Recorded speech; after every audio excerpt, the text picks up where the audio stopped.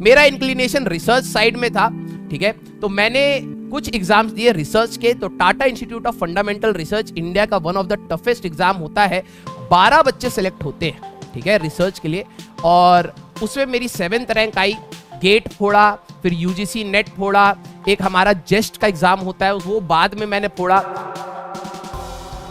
मैंने अपने टाइम पे 10th क्लास में, ठीक है, 94% स्कोर किए थे और 12वीं क्लास में हमने 97% स्कोर किया था।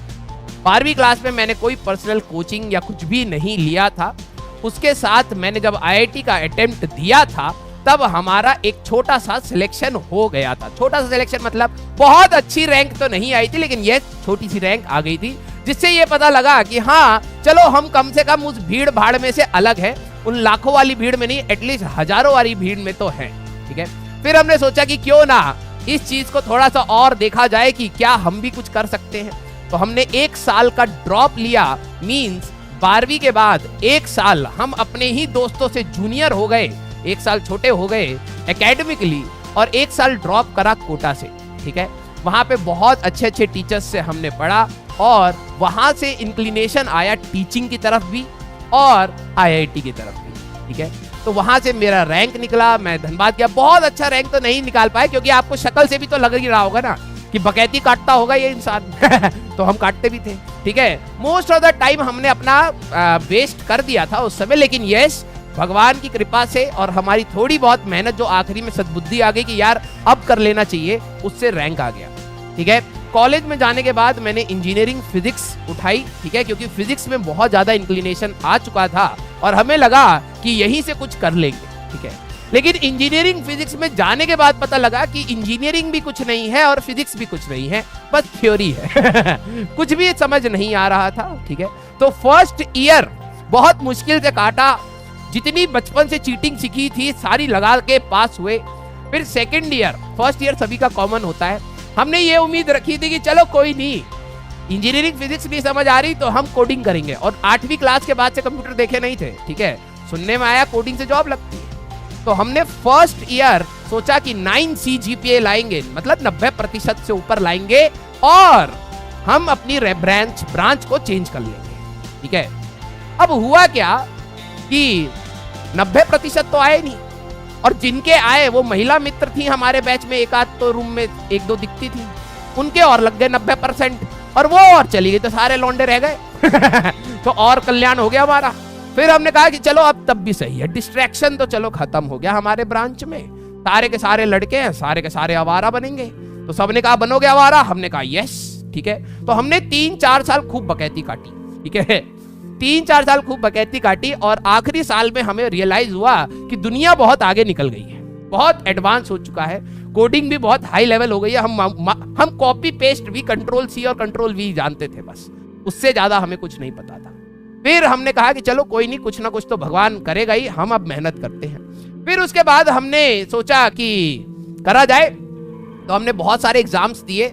मेरा इंक्लिनेशन रिसर्च साइड में था, ठीक है। तो मैंने कुछ एग्जाम्स दिए रिसर्च के। तो Tata Institute of Fundamental Research India का one of the toughest exam होता है। 12 बच्चे सेलेक्ट होते हैं, ठीक है, रिसर्च के लिए।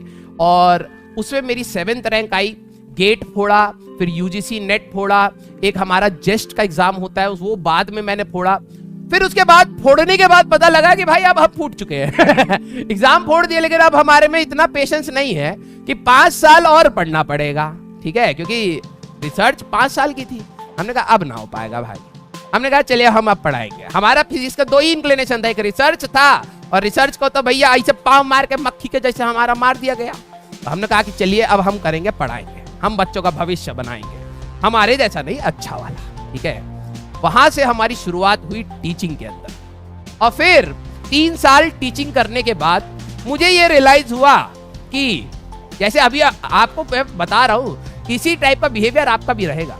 3 साल टीचिंग करने के बाद पता लगा कि चले हमने जितने कुकर्म किए थे, जितने बच्चों की रैंक हम खा गए थे, सबको बकैती कर करके क्लास में, हमने कहा चलो उतने बच्चे हमने आईआईटी में पहुंचा दिए हैं, अब हमारा मतलब जो कुकर्म का घड़ा है वो भर गया। हमने टीचिंग छोड़ी, हमने सोचा कि अब हम करेंगे रिसर्च, ठीक है। तो हम बन गए मेट्रोलॉजिस्ट, मतलब मौसम विभाग में, ठीक ठीक है। एक मेट्रोलॉजिस्ट होता है, बेसिकली एक साइंटिस्ट होता है जो मौसम का बताता है कि कब मौसम सही होगा, कब खराब होगा। उसमें फिजिक्स लगती है, ठीक है। फिजिक्स हमें आती थी और इतनी अच्छी आती थी कि कभी भी अगर आप मौसम विभाग की चीजें जानेंगे कि आज बारिश हो रही है, वो अगर 100% श्योर बोलेंगे तो उस दिन बारिश नहीं होती। क्यों?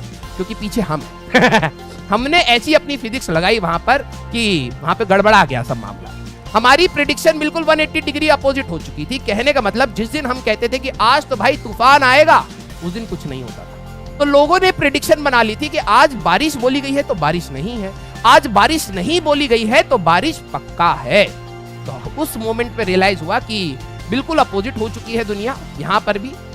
तो हमने कहा बच्चों का फ्यूचर दोबारा बनाया जाए तो अलग सर हमें मिले उसी रास्ते में, ठीक है। और यहाँ पे फिर जर्नी हमारी स्टार्ट हुई।